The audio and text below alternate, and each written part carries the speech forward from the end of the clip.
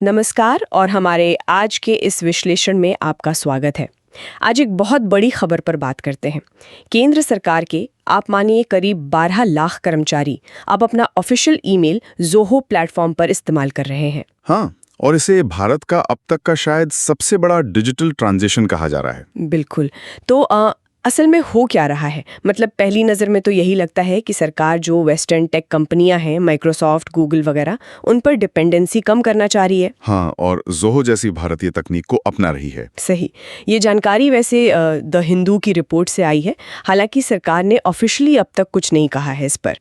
आज हम इसी बड़े कदम के पीछे की वजहें, इसकी जो टेक्निकल चीजें हैं, फायदे और हाँ जो रिस्क हो सकते हैं, उनको थोड़ा समझने की कोशिश करेंगे। चलिए इसकी तह तक जाते हैं। जरूर। और देखिए, ये समझना बहुत जरूरी है कि ये मामला सिर्फ एक ईमेल सर्विस बदलने का नहीं है।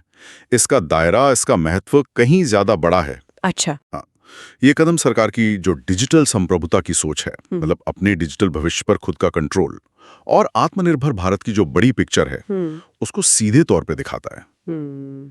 अगर हम इसे बड़े परिप्रेक्ष्य में देखें तो लक्ष्य साफ है। हाँ। भारत का अपना सॉफ्टवेयर इकोसिस्टम मजबूत करना, सरकारी डेटा की सुरक्षा बढ़ाना और जाहिर है गूगल, माइक्रोसॉफ्ट जैसी विदेशी टेक कंपनियों पर निर्भरता कम करना। सही। ये कदम ये भी दिखाता है कि आत्मनिर्भरता अब सिर्फ चीजें बनाने तक नहीं है, ये तकनीक और डिजिटल सर्विसेज में भी उतनी ही सीरियसली आ गई है।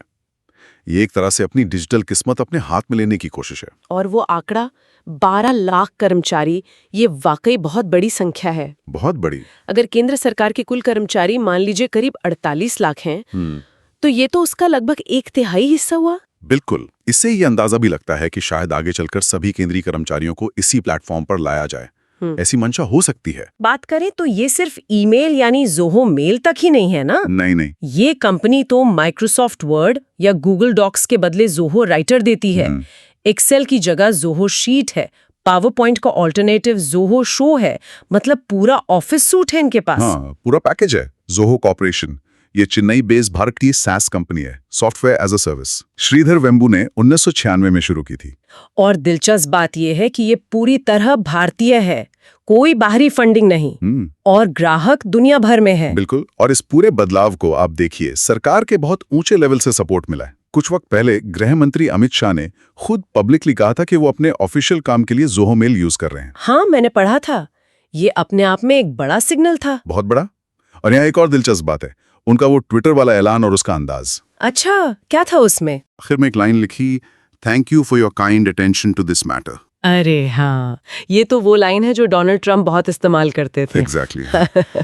तो कई एनालिस्ट ने इसे अमेरिका और उसकी टेक कंपनियों की तरफ एक सटल सा कटाक्ष माना, एक इशारा।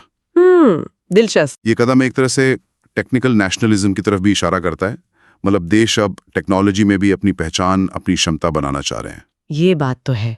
संकेतों और संदेशों का अपना महत्व होता है, लेकिन जमीनी हकीकत पर आएं तो सरकार आखिर इतना बड़ा बदलाव कर क्यों रही है? मतलब ठीक है, सुरक्षा, आत्मनिर्भरता, पर क्या विदेशी कंपनियों से एकदम नाता तोड़ना प्रैक्टिकल है? ठोस वजहें क्या है? देखिए, सवाल में कुछ जवाब हैं आपके, हाँ। बट थोड़ा और खोलते हैं इसको। इसके पीछे कई ठोस और जरूरी कारण हैं। पहला और शायद सबसे अहम, डेटा सिक्योरिटी। हाँ, वो तो है ही। हम रोज सुनते हैं बड़े बड़े डेटा लीक हो रहे हैं दुनिया भर में। अब ऐसे में सरकारी कर्मचारियों की सेंसिटिव जानकारी, उनका पत्राचार, जरूरी डॉक्यूमेंट्स, इनका विदेशी सर्वर पर होना एक बड़ा रिस्क है। बिल्कुल। तो सरकार का मानना है कि भाई स्वदेशी सिस्टम पर डेटा रहेगा तो सुरक्षा बेहतर होगी और विदेशी सरकारों या एजेंसियों की पहुंच से भी बचेगा। बात सिर्फ लीक की नहीं, ये भी है कि आपका डेटा किसके जुरिस्डिक्शन में है, किस देश के कानून उस पर लागू होते हैं। सही कहा। दूसरा कारण है डिजिटल संप्रभुता, जिसकी हमने शुरू में बात की थी। सोचिए कोई इंटरनेशनल टेंशन हो जाए या कोई प्रतिबंध लग जाए, हाँ, और विदेशी कंपनी अपने सर्विस बंद कर दें या लिमिट कर दें, तो सरकारी कामकाज तो ठप पड़ सकता है। ये तो बड़ा खतरा है। बिल्कुल। तो अपने जरूरी कम्युनिकेशन और डेटा पर अपना कंट्रोल रखना, विदेशी निगरानी की चिंता से मुक्त होना, ये डिजिटल संप्रभुता के लिए जरूरी है। और ये तभी होगा जब हम अपने देश में बनी और कंट्रोल की हुई तकनीक इस्तेमाल करें। और तीसरा कारण? तीसरा जिसकी बात होती है वो है कॉस्ट एफिशिएंसी, लागत। हो सकता है कि अलग अलग डिपार्टमेंट्स अलग अलग विदेशी कंपनियों की सर्विसेज ले रहे हों। अब सब एक ही स्वदेशी वेंडर यानी जोहो का इस्तेमाल करेंगे तो शायद लाइसेंसिंग और मेंटेनेंस का खर्चा कम हो। अच्छा, और मैनेजमेंट भी आसान हो जाता होगा। हाँ बिल्कुल, स्टैंडर्डाइजेशन से आईटी मैनेजमेंट भी सिंपल हो सकता है। तो संक्षेप में कहें तो बेहतर सिक्योरिटी कंट्रोल, डिजिटल आत्मनिर्भरता और शायद कॉस्ट सेविंग, ये मेन ड्राइवर्स हैं। अच्छा, तो ये 3 मुख्य कारण हैं, सुरक्षा, संप्रभुता और लागत। तर्क तो ठीक लगते हैं, लेकिन अब आते हैं इसके टेक्निकल साइड पर।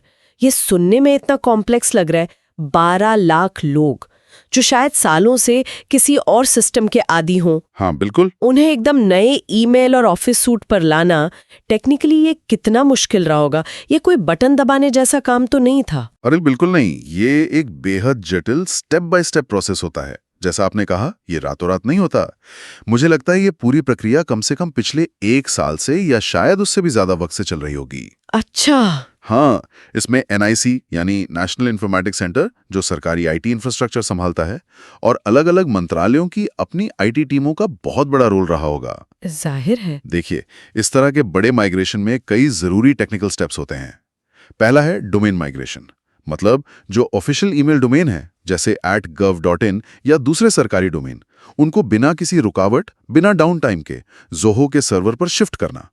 ये बहुत ध्यान से करना पड़ता है ताकि जरूरी ईमेल कम्युनिकेशन रुके नहीं। ये तो नाजुक काम है। बहुत। दूसरा स्टेप है अकाउंट सिंकिंग और प्रोविजनिंग, यानी मौजूदा सभी 12 लाख यूजर्स के अकाउंट्स और उनकी डिटेल्स को जोहो के सिस्टम से सिंक करना। और साथ ही सिक्योरिटी के लिए सिंगल साइन ऑन, SSO और मल्टी फैक्टर ऑथेंटिकेशन MFA लागू करना।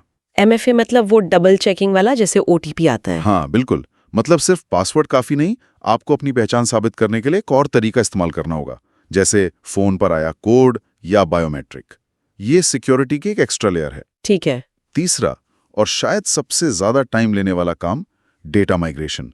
सभी कर्मचारियों के मौजूदा हजारों लाखों ईमेल्स, उनके कॉन्टैक्ट्स, कैलेंडर एंट्रीज, जरूरी अटैचमेंट्स, इन सबको पुराने सिस्टम से जोहो के प्लेटफॉर्म पर सेफली लाना। बाप रे, 12 लाख लोगों का डेटा। हाँ, आप अंदाजा लगाइए कितना बड़ा काम होगा ये। ये कुछ ऐसा है जैसे एक बड़े शहर के सारे घरों के पते रातों रात बदल देना, और ये पक्का करना कि हर चिट्ठी सही जगह पहुंचे। वाकई। इसके बाद आते हैं सिक्योरिटी प्रोटोकॉल्स, उन्हें सख्ती से लागू करना, जैसे सबके लिए MFA जरूरी करना, डेटा को इनक्रिप्ट करके रखना, मतलब उसे कोड में बदल देना ताकि कोई और पढ़ ना सके, और दूसरे सिक्योरिटी स्टैंडर्ड्स फॉलो करना। और साथ ही रेगुलर डेटा बैकअप और एक मजबूत रिकवरी प्लान बनाना भी जरूरी है, ताकि किसी भी तरह की टेक्निकल गड़बड़ी हो या कोई साइबर अटैक हो तो डेटा जल्दी से जल्दी वापस लाया जा सके। बैकअप तो बहुत जरूरी है। बिल्कुल। और आखिर में, लेकिन बहुत जरूरी, इतने बड़े बदलाव के लिए कर्मचारियों को सही ट्रेनिंग देना और उनकी मदद के लिए एक मजबूत सपोर्ट सिस्टम बनाना। सुनने में आया है कि इसके लिए जोहो और NIC ने मिलकर 24/7 हेल्प डेस्क सपोर्ट बनाया है। अच्छा, ताकि लोगों को नया सिस्टम अपनाने में दिक्कत ना हो। हाँ बिल्कुल। वाकई ये तो सुनने में ही पहाड़ जैसा काम लग रहा है।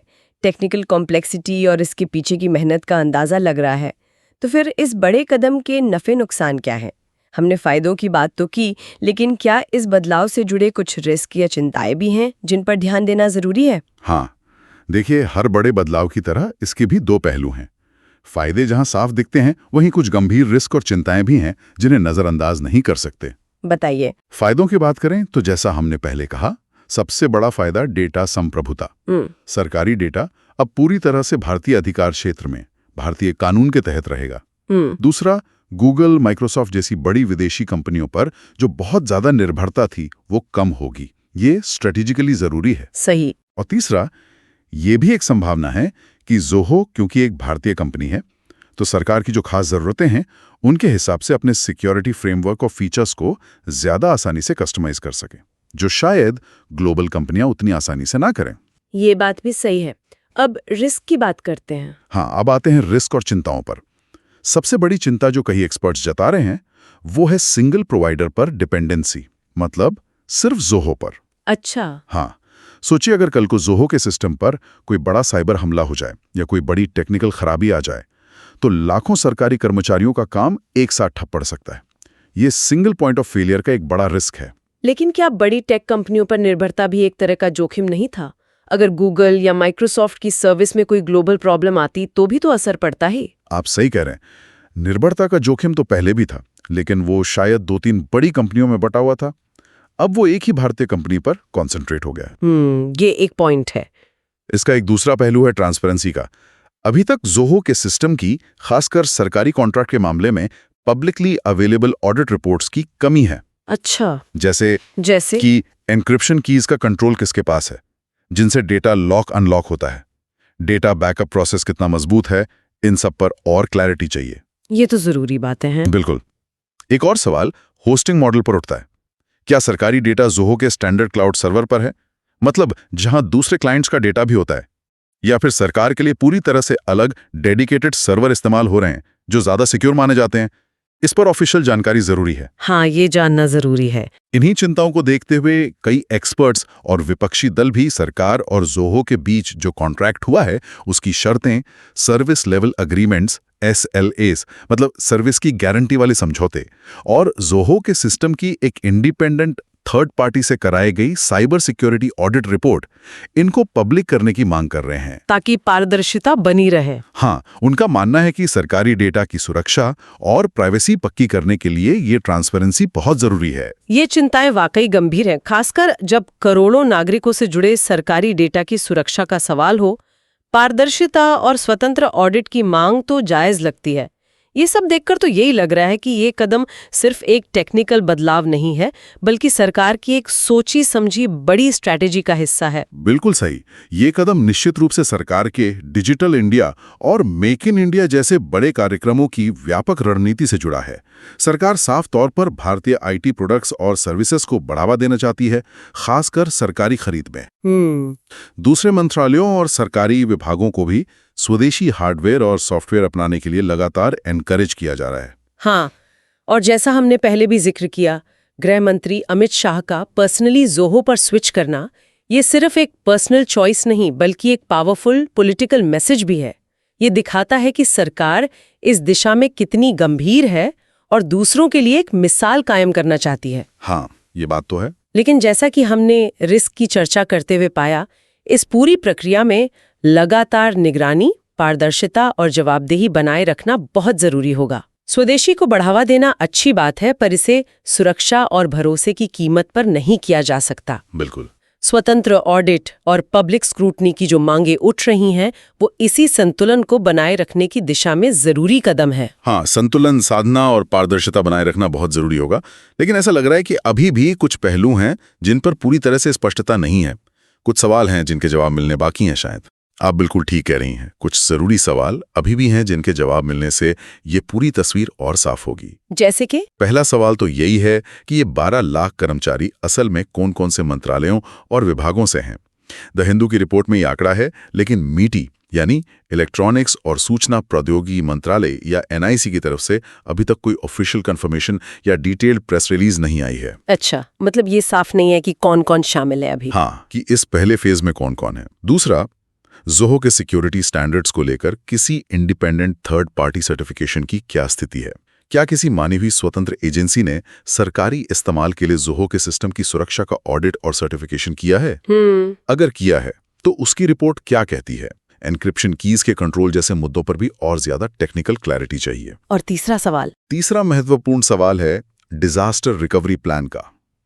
अगर खुदा ना खास्ता जोहो के सिस्टम पर कोई बड़ा साइबर हमला होता है या कोई नेचुरल डिजास्टर आता है जिससे डेटा सेंटर पर असर पड़ता है, तो सर्विसेज और डेटा को कितनी जल्दी और कैसे रिस्टोर किया जाएगा? हाँ, ये तो बहुत जरूरी है।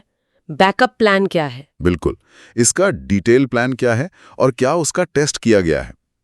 ये सवाल इसलिए अहम है क्योंकि इनके तसल्लीबख्श जवाब मिलने से न सिर्फ सरकारी सिस्टम का, बल्कि आम जनता और प्राइवेट सेक्टर का भी जोहो और दूसरी स्वदेशी टेक सॉल्यूशंस पर भरोसा बढ़ेगा। सही बात है। इससे भविष्य में ऐसे और कदमों के लिए भी रास्ता बनेगा। हाँ, बिल्कुल सही।